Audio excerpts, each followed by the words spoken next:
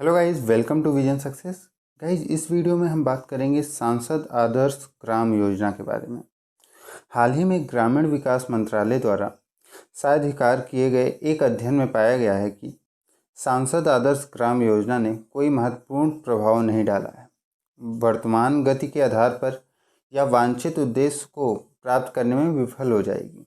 यह अध्ययन ग्रामीण विकास मंत्रालय के विभिन्न कार्यक्रमों और योजनाओं की प्रगति के स्वतंत्र मूल्यांकन के लिए 5वें सामान्य समीक्षा मिशन का हिस्सा था। सांसद आदर्श ग्राम योजना क्या है? यह अक्टूबर 2014 में भारत सरकार द्वारा शुरू की गई एक ग्राम विकास परियोजना है।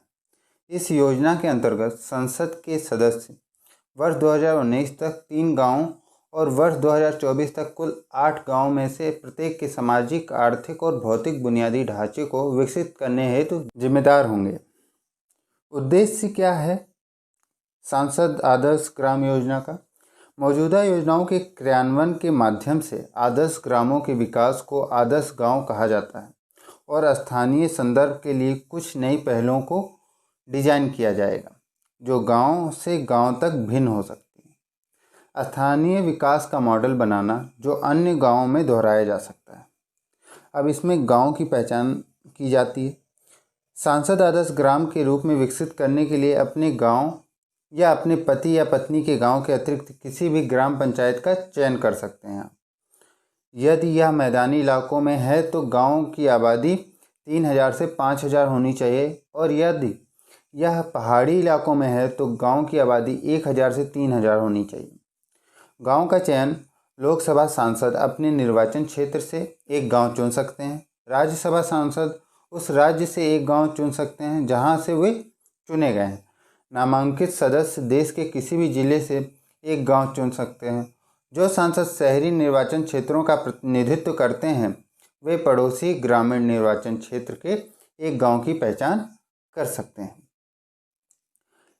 इसके अंतर्गत अनुदान क्या मिलता है गाइस? योजना के लिए कोई निधि आवंटित नहीं की गई है, लेकिन निधि निम्न के माध्यम से जुटाई जानी चाहिए।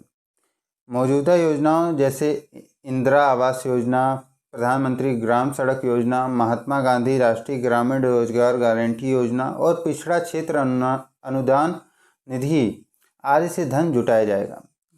संसद, स्थानीय क्षेत्र विकास योजना, ग्राम पंचायत का राजस्व, केंद्रीय एवं राज्य वित्त आयोग अनुदान, कॉर्पोरेट सामाजिक उत्तरदायित्व निधि, इन सभी क्षेत्रों से इन सभी योजनाओं के अंतर्गत पहचाने गए गांवों से आदर्श ग्राम बनाने की रणनीति क्या होनी चाहिए? सामान्य सकारात्मक कार्रवाई की दिशा में समुदाय को सक्रिय और संगठित करना, एकीकृत तरीके से लोगों को आवश्यकताओं और प्राथमिकताओं की पहचान करने हेतु भागीदारी योजना अभ्यास, केंद्रीय क्षेत्र और केंद्रीय प्रायोजित योजनाओं और अन्य राज्य योजनाओं से सीमा को अधिकतम करने हेतु संसाधनों को एकीकृत करना, मौजूदा बुनियादी ढांचे की मरम्मत और नवीकरण संभव हद तक करना, उनके भीतर ग्राम पंचायतों और सार्वजनिक संस्थाओं को मजबूत करना, पारदर्शिता और जवाबदेही को बढ़ावा देना।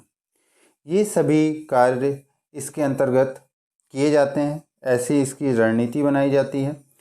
और हाल ही में कोविड-19 के खिलाफ संघर्ष की स्थिति में भारत सरकार ने 2 वर्ष के लिए सांसद स्थानीय क्षेत्र विकास योजना या MPLADS निधि को निलंबित कर दिया है और इन निधियों को भारत के समेकित कोष में स्थानांतरित करने का निर्देश दिया है। तो गाइस, ये था सांसद आदर्श ग्राम योजना के बारे में कुछ बातें। आई होप आपको अच्छी लगी हों। Thank you so much. Best of luck.